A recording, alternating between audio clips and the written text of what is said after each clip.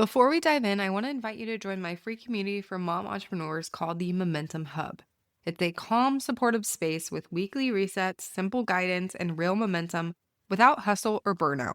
You can join for free by going to momsmakemoneycollective.com/hub. Once again, that's momsmakemoneycollective.com/hub. I'll also make sure to have the link to join in the show notes so you can join that way as well. All right, let's get into the episode. You started your business to have more freedom. So why does it feel like you're working a second full-time job just to keep up with your own client? Let's talk about it.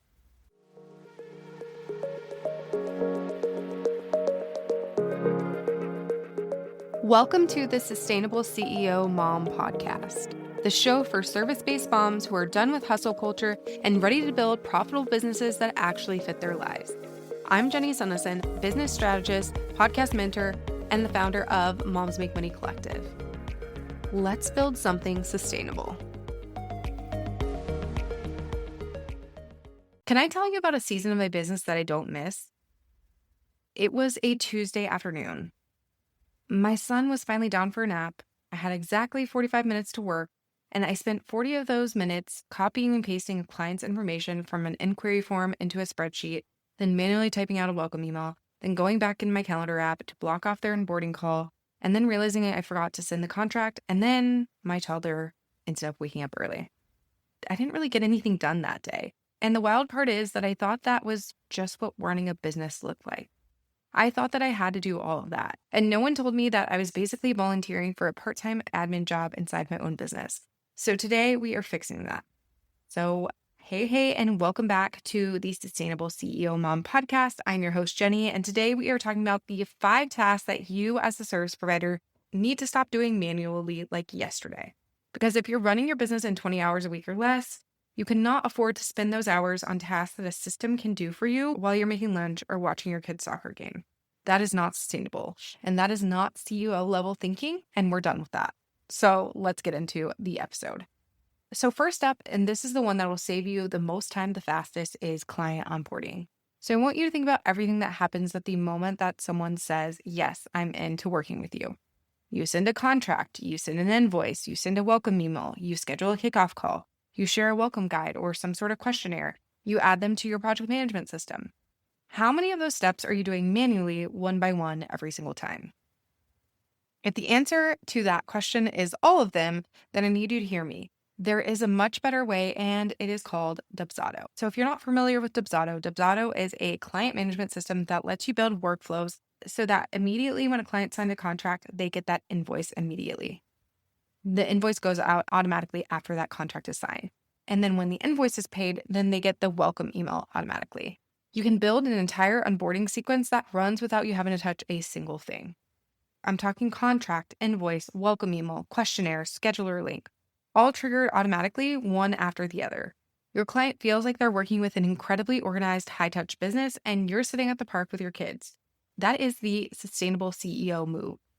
The manual version of onboarding used to cost me anywhere from 30 minutes to an hour per client every single time, sometimes even more. But with a workflow in place, it takes me approximately 0 minutes because the system does it for me.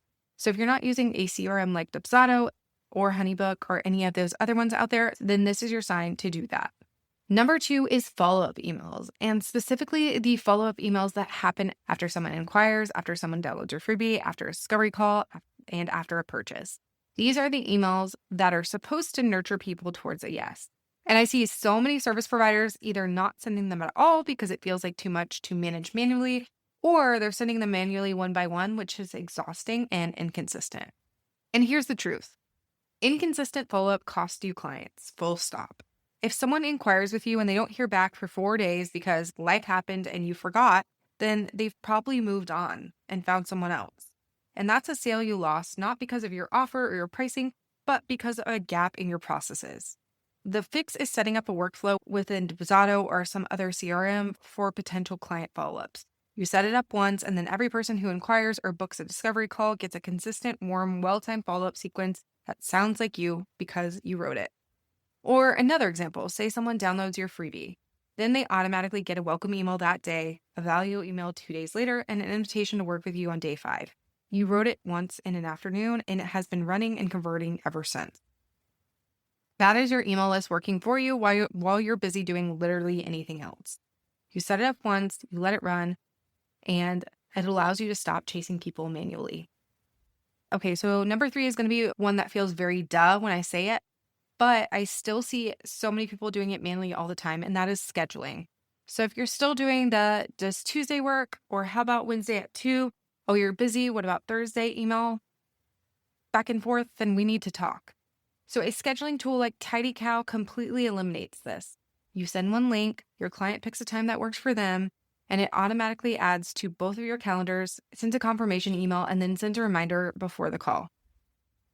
I personally use my scheduler link for everything: discovery calls, client check-ins, strategy calls, and coffee chats. And here's the move that makes it even more powerful. You embed your scheduler into your automated workflows. So when someone completes their onboarding questionnaire in Dubsado, then the next automated email goes out with your kickoff call scheduler link.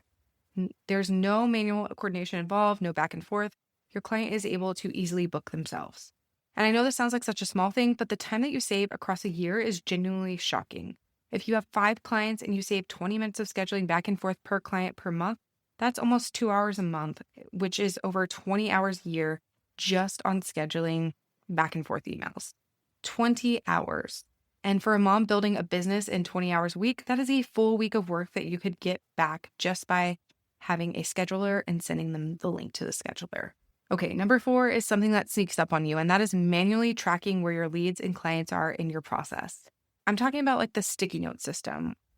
I think I need to follow up with her, let me check my email type system. The spreadsheet where you're supposed to update the status, but you honestly haven't touched it in 3 months. This is a real thing that real business owners do, and it is costing you both time and client. The solution here is a proper CRM or client management tool.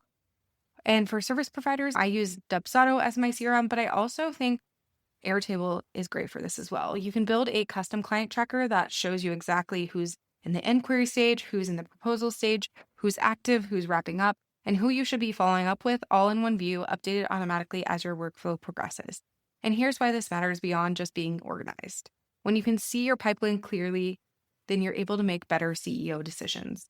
You know when you have capacity for a new client, you know when your pipeline's looking thin, and you need to show up more visibly, and you know which clients are coming up on renewal and when to start that conversation. Flying blind on your business is not sustainable. Visibility into your client status is a CEO level tool, and a tool like Airtable makes it really simple to build. Then we have the final task, which is payment and checkout management. So if you're manually invoicing every single client, manually sending payment reminders, manually handling what happens after someone pays, then I need you to hear this. You're working harder than you need to for your own money. For one-on-one services, your CRM should handle invoicing. That's something like Dubsado once again. But if you have digital products, courses, templates, or lower ticket offers, you need a checkout system like ThriveCart.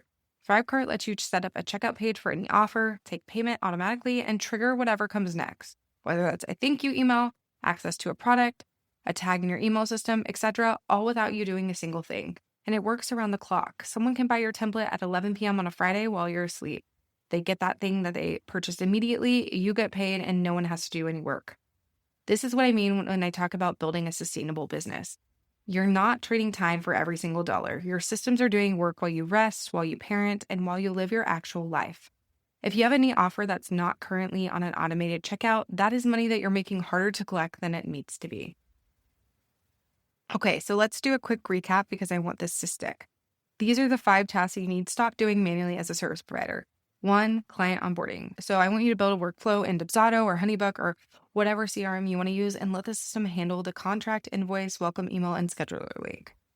The second thing is follow-up emails. Set up sequences in Kit or your email provider of choice so that every lead and new subscriber gets a consistent automated nurture experience. 3, scheduling. So send them a link, stop the email back and forth. 4, tracking leads and clients. Get your pipeline in a tool like Airtable, or if your CRM has a good tool, so you have real visibility into your business. And 5, payment and checkout. Use something like ThriveCart for digital offers so you can make money without being present. And here's what I want you to walk away knowing. Automation is not about removing the human touch from your business. It's about protecting your time so that the human touch you do give is intentional, energized, and sustainable. You started your business to have more freedom, not to manage a manual to-do list that could be handled by a system. Let the systems do their job so that you can do yours. Now, if you're listening to this and you're thinking, okay, Jenny, I get it, but where do I actually start? Then I have something just for you.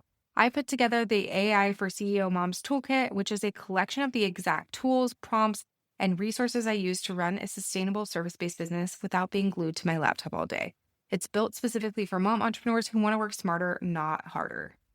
You can find the link to purchase the toolkit in the show notes. Go grab it and come back here and tell me which one of today's 5 tasks that you're automating first. I genuinely love to know.